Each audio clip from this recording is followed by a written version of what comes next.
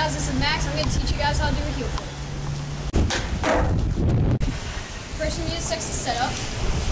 Alright, now what you need to do is put your front foot near the bolts, like this far from the bolts.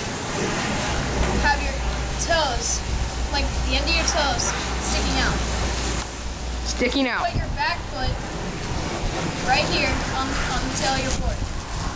And then, whenever you go, you hop, flip this up, and kick out.